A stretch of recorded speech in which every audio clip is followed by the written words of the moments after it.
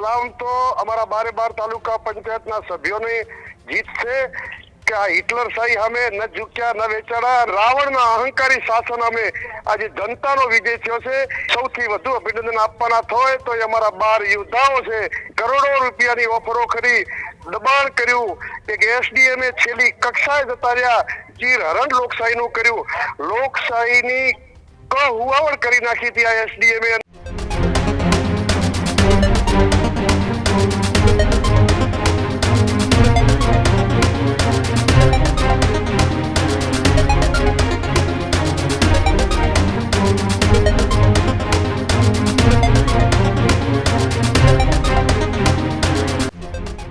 આજે સલામ તો અમારા 12 તાલુકા પંચાયતના સભ્યોની જીત છે કે આ હિટલરશાહી સામે ન ઝૂક્યા ન વેચાણા અને આજે કોંગ્રેસનો ઝંડો લહેરાનો તાલુકા પંચાયત બની છે।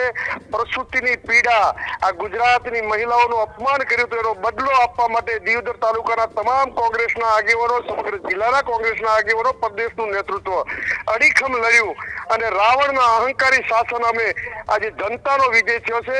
એ બદલ સૌથી વધુ અભિનંદન આપવાના હોય તો એ અમારા 12 યોદ્ધાઓ છે, એમને નમન ને વંદન છે કે કરોડો રૂપિયાની ઓફરો કરી દબાણ કર્યું કે એસડીએમ છેલ્લી કક્ષાએ જતા રહ્યા, ચીર હરણ લોકશાહીનું કર્યું, લોકશાહીની હુવાવડ કરી નાખી હતી આ એસડીએમ અને જિલ્લાના તંત્રે કોંગ્રેસના આગેવાનોનું માને નહીં। ચૂંટણી 3 વાગ્યા સુધી પ્રસૂતિની વેદના વાળી મહિલા ઉપરના માળે ચડે ઉતરે પરેશાન થાય, પણ આ નરાધમોને આ એક મહિલાની પીડા નથી સમજાતી, એનો જવાબ એ અધિકારીઓને લપડાક મારી છે। અમારા તાલુકા પંચાયતના યોદ્ધાઓને, એ માતાઓ, બહેનો અને તાલુકા પંચાયતના સભ્યોએ જે આ બિરદાવા લાયક કાર્ય કર્યું છે એ વેચાણા નથી, એમને અભિનંદન છે।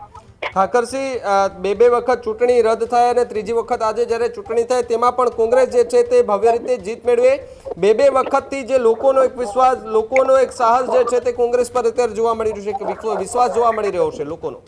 કોંગ્રેસ હંમેશા લોકો માટે, લોકો વડે ચલાવતી સરકાર છે।